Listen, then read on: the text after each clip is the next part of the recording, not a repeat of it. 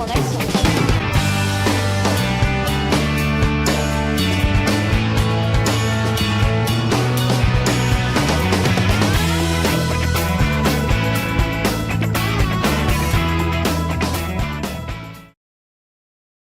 O nome do projeto é PET TV. Ele nasceu dentro do PET, Programa de Educação Tutorial, em parceria com alguns alunos de jornalismo da UFC. O objetivo era aprender mais sobre telejornalismo e, é claro, praticar. A nossa história começa no primeiro semestre de 2010. Na verdade, a ideia de criar o PET TV, ela veio a partir da reclamação mesmo de alguns alunos da minha turma, de que na nossa faculdade não tinha muitos projetos voltados ao telejornalismo. Eu gostei muito da ideia, o telejornalismo sempre foi uma coisa que eu gostei muito, eu gostava muito, né? Eu entrei na faculdade, era um dos ramos que eu queria seguir, e quero seguir. E é assim que eu soube, achei a iniciativa muito legal e entrei nesse barco junto para participar do projeto. No início a gente começou a se organizar, fazer reuniões e a gente planejou algumas oficinas com profissionais da área. E daí, depois dessas oficinas e dessas reuniões iniciais, é que a gente começou a prática mesmo. A gente começou a gravar o PET TV. Assim, a gente costumava fazer as oficinas no audiovisual C ou no audiovisual A, não lembro. Que assim, muita gente sentada no chão, muita gente em pé.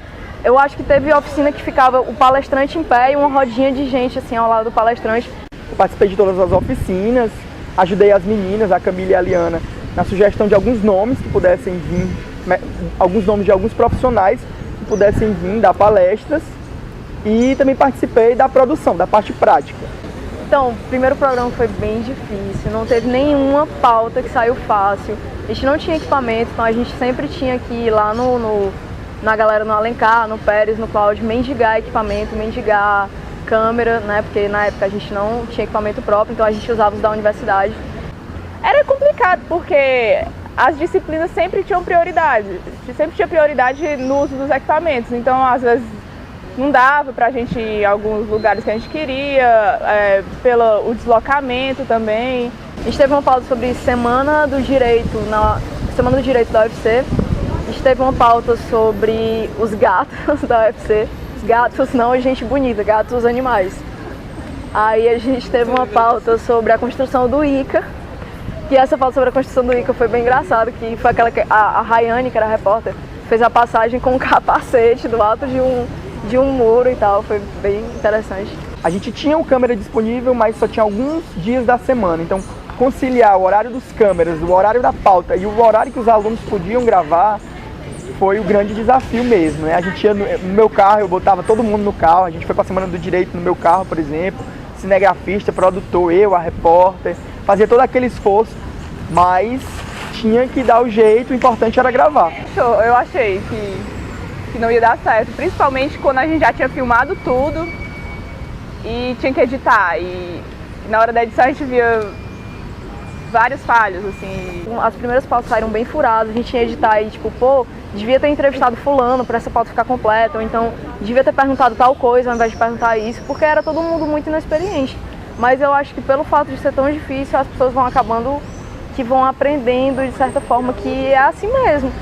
Na primeira eu fui editor da matéria sobre a Semana de Direito da UFC, que foi a Jéssica Colasso que fez essa matéria. Fui com ela, acompanhei toda a pauta, acompanhei a execução da pauta lá na Faculdade de Direito e editei. Além disso, também fui junto com a Débora, um dos que apresentou o primeiro programa.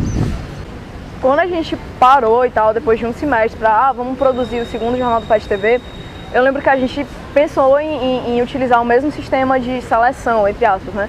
Você foi para a oficina, foi para as 4 oficinas, você está dentro. E no final das contas, teve tanta gente que queria participar da parte prática, que a gente não tinha condição de abarcar todas aquelas pessoas, a gente teve até mesmo que fazer uma seleção. E aí, qual vai ser o critério? Como é que a gente... Isso foi inclusive um problema na época. A gente tentou reformular, que era para abarcar o maior número de alunos possíveis, porque muita gente queria participar. Então eu acho que, por mais que algumas pessoas chegaram realmente para falar pra gente, alguns professores, alguns coordenadores, tipo, iniciativa bacana, mas eu acho que a melhor forma de medir a receptividade foi isso, o aumento da procura da primeira turma para a segunda turma.